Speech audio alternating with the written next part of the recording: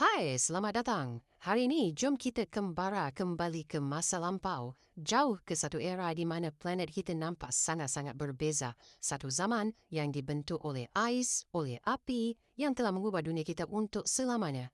Jom kita selami kisah zaman air batu akhir. Cuba anda bayangkan sekejap, bukan dunia yang kita kenal sekarang tau, tapi sebuah planet di mana sebagian besar daratannya dilitupi lapisan ais yang tebalnya berkilometer. Zaman yang luar biasa ini kita kenali sebagai zaman Pleistosen, di mana suhu yang sejuk beku membentuk landscape dan menentukan nasib kehidupan di muka bumi. Baiklah, kita mulakan perjalanan kita sekarang. Untuk faham perubahan besar yang berlaku, kita kena tengok dulu macam mana keadaan dunia pada mulanya. Inilah titik permulaan kisah epik kita. Dunia diambang satu transformasi yang sangat dahsyat. Setiap perubahan besar mesti ada puncanya kan? Jadi apa sebenarnya yang mencetuskan pencairan ais gergasi ini? Kuasa alam apa yang cukup hebat sampai boleh ubah iklim seluruh planet kita secara drastik? Mari kita siasat. Jawapannya terletak pada kitaran semula jadi planet kita dan hubungannya dengan matahari. Sinaran surya yang sampai ke bumi makin meningkat dan bila digabungkan dengan perubahan pada orbit planet kita, suhu pun mula naik sikit demi sikit, tapi secara konsisten. Ia satu kuasa alam yang memang tak dapat dihalang. Ya, betul tu. Tenaga dari matahari, bintang yang sama kita nampak setiap hari tu, itulah pemangkin utama yang mengakhiri zaman air batu. Sinaran inilah yang memulakan satu rantaian peristiwa yang akan membentuk semula dunia kita. Pemanasan global masa tu bukan sekadar suhu jadi panas sikit. Tak, ia mencetuskan satu proses, macam mana nak cakap ya? Proses pembentukan semula planet kita secara besar-besaran. Bumi kita mula mendapat wajah yang baru yang diukir oleh air dan ais yang mencair. Ini soalan paling penting. Bila bongkah ais yang besarnya macam benua mula cair, ke mana perginya semua air itu? Dan apa kesannya pada daratan yang ada di bawahnya? Prosesnya, sangat hebat. Mula-mula, glasier dekat puncak gunung dan kawasan tanah tinggi mula cair. Aliran air ini pula bukan air biasa tau. Ia bawa sekali batu dan tanah, mengukir lembah-lembah baru dan mengubah landscape. Akhirnya semua air ini melimpah masuk ke lautan dunia. Dan limpahan ini bukan sikit-sikit. Cuba bayangkan, paras air laut di seluruh dunia meningkat sehingga 100 meter.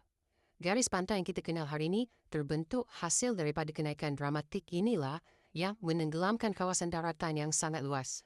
Dekat daratan pula, satu lagi keajaiban berlaku. Di tempat yang dulunya cuma ada ais tebal, sekarang wujud pula takungan air yang sangat-sangat besar. Pencairan glasier inilah yang melahirkan tasik-tasik air tawar gergasi di seluruh pelosok dunia.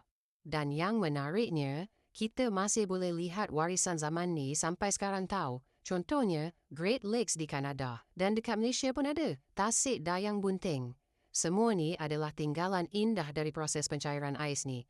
Malah, sistem sungai kita hari ini pun terbentuk hasil daripada perubahan-perubahan ni. Okey, perubahan fizikal yang dahsyat ni sudah tentulah memberi kesan yang mendalam kepada hidupan di bumi. Bagi sesetengah hidupan, ia adalah penamat era mereka. Tapi, untuk yang lain, ia adalah satu permulaan yang baru.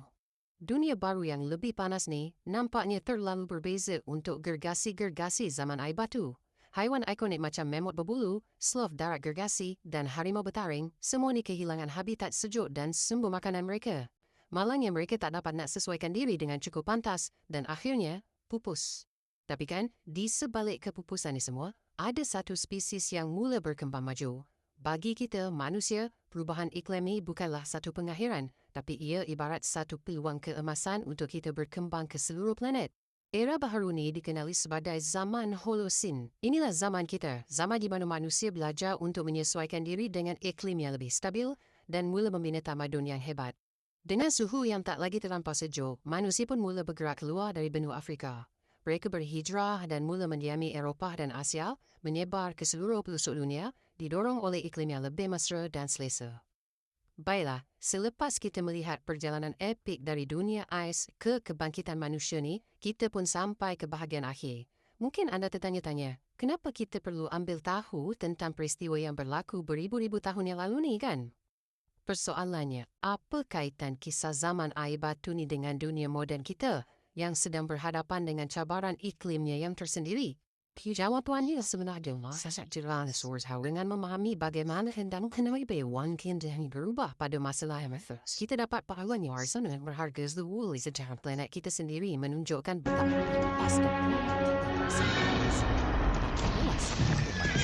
menunjukkan kisah zaman air batu ini adalah satu peringatan tentang kuasa alam dan keupayaan hidupan untuk menyesuaikan diri ataupun gagal.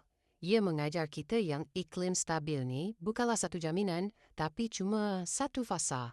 Jadi persoalannya sekarang, bab apakah yang sedang kita tulis untuk masa depan planet ini?